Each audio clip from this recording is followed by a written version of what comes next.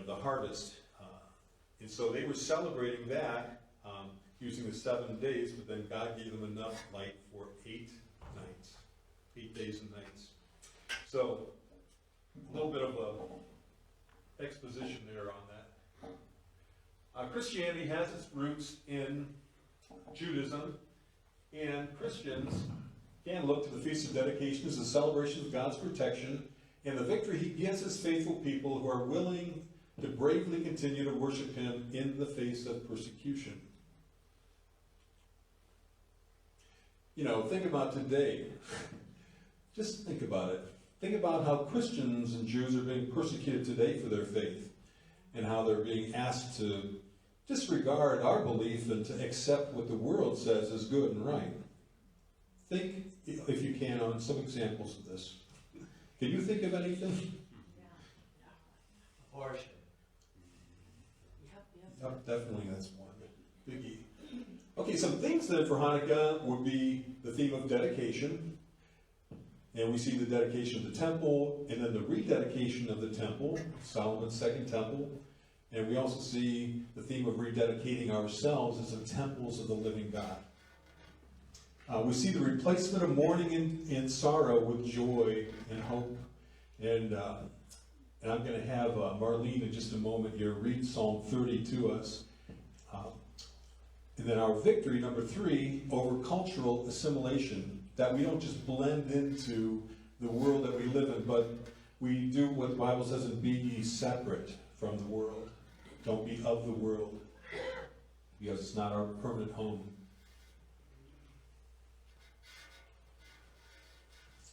So I'm going to have it at this time, Marlene read this. This was the dedication of Solomon's temple in Jerusalem.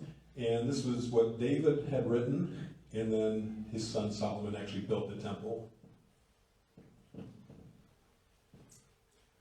I extol you, O Jehovah, for you have drawn me up and have not let my enemies rejoice over me. O Jehovah my God, I cried out to you and you healed me. O Jehovah, you have brought up my soul from Sheol. You have preserved me alive, that I would not go down into the pit. Sing psalms to Jehovah, you who are his faithful ones, and praise his holy memorial. For his anger lasts but a moment, his favor a lifetime, and joy comes in the morning. As for me, I said in my prosperity, I will never be shaken. O Jehovah, by your favor you had made my mountain stand strong. You hid your face, I was troubled. To you, O Jehovah, I called out, and to Jehovah I made my supplication. What profit is there in my blood if I go down into the pit? Will the dust praise you? Will it declare your faithfulness?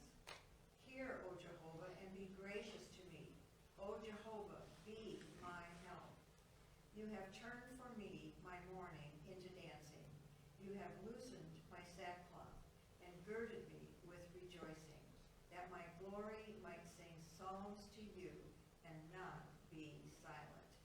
O Jehovah my God, I will praise you forever. Amen. Oh, thank you, Marlene. You were such a good reader. I appreciate that. I always look to you to do these readings because I love to hear you read. You do such a good job. Now here we see the menorah that is being lit in Jerusalem.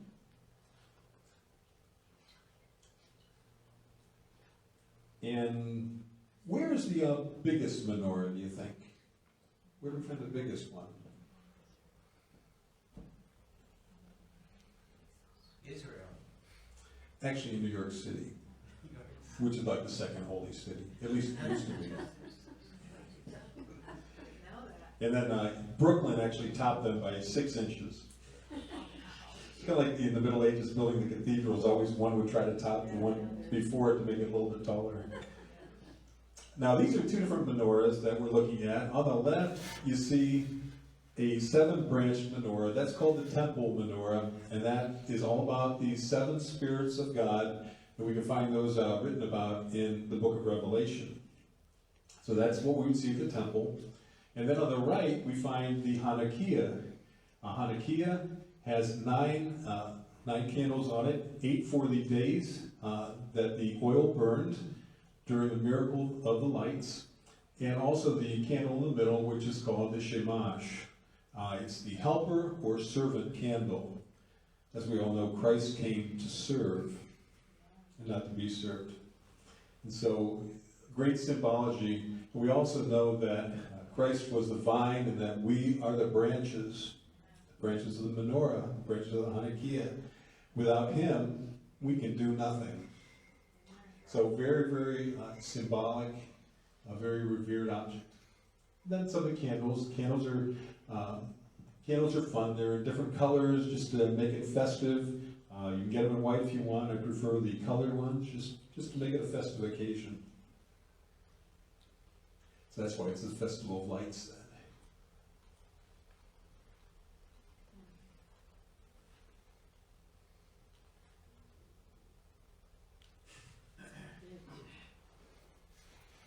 There we are. Now, many traditions go along with Hanukkah. And we, of course, have the lighting of the Hanukkah. And this is an electric Hanukkah. This is going to be a more traditional Hanukkah. We see the Shemash candle over here in the middle, the helper servant candle. And then we light it just like a book would be read. We go to the left side. To the right side, right to left, just like you would read a book in Hebrew. So this is electric. This is easy for people today in the modern age to put in your windows. You don't have to worry about lighting your house on fire. You could just turn them on with just a movement here. And then this is going to be lit.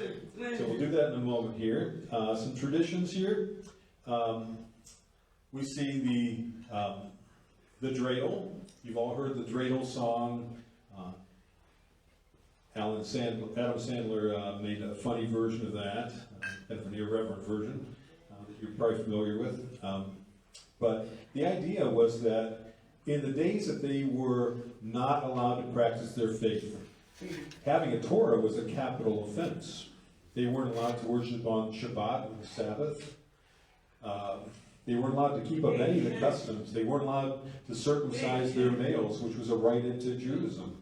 So totally eradication of the Jewish faith, God's faith.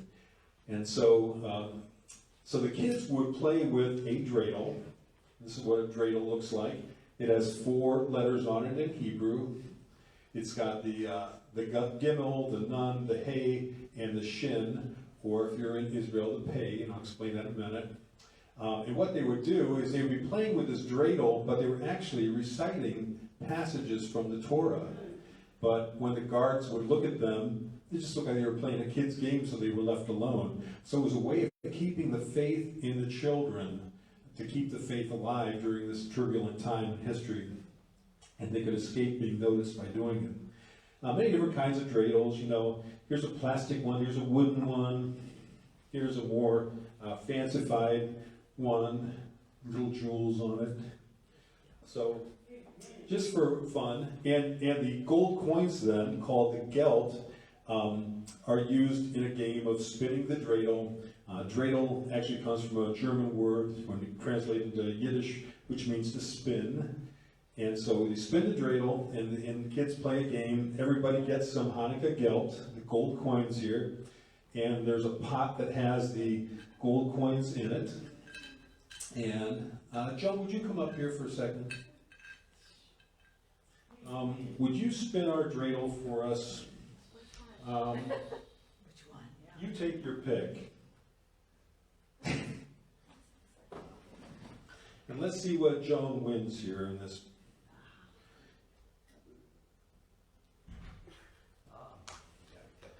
And what do we get? We got the shin. We got the shin. So you got to put one in. Oh, okay. So you lose. You lose. I'm sorry. Here, take this as a consolation prize, though. Thank you. Thank you. A hand for Joan. That's great. So it's a fun game. Sometimes it's played with real coins, and those coins then, or sometimes it's played even with dollars, money, because whoever wins then gets to choose the charity of their choice and to give to that cause. So that's kind of a neat thing to do. But the chocolate coins are actually about 100-year-old custom. But the idea of playing the dreidel is a little bit older. Dreidels come in many forms. Here's a simple dreidel set that you can get. Has even instructions on the back, so you can do dreidel at home. There are different crafts that you can make with your children. Some things you can put on the windows, some foamies that you can make, little kits. Here are some stickies for the windows, some stick-ons of the menorah. That's kind of fun.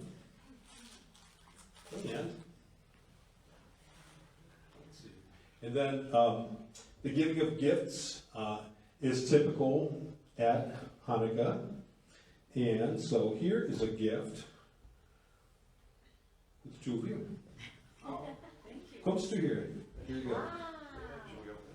Yes, that's the best way to find out what's in it.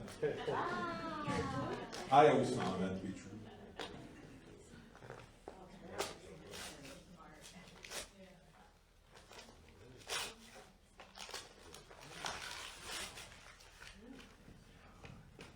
Painted.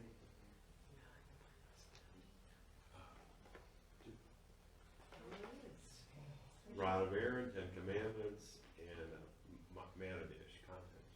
So what they Contents found in the Ark of the Covenant. Yep, the contents of the Ark of the Covenant. So we've given you treasure. Treasures beyond compare, beyond belief. And from Columbus, Ohio. You're welcome. Kind of a fun thing, because Jews don't have a Christmas tree, obviously. Jews sometimes do kind of a fun thing. They'll have a Hanukkah bush or Hanukkah shrub, and so if you would have such a thing, you could hang your menorahs on that Hanukkah shrub. So here's an ornament that I found for that. And another tradition is to drink wine and to eat fried cheese. Now, where does that come from? Anybody know? Before the Babylonian captivity of Jerusalem, Nebuchadnezzar had conquered all the kingdoms around there, but he hadn't gotten to Judea. That was his holdout.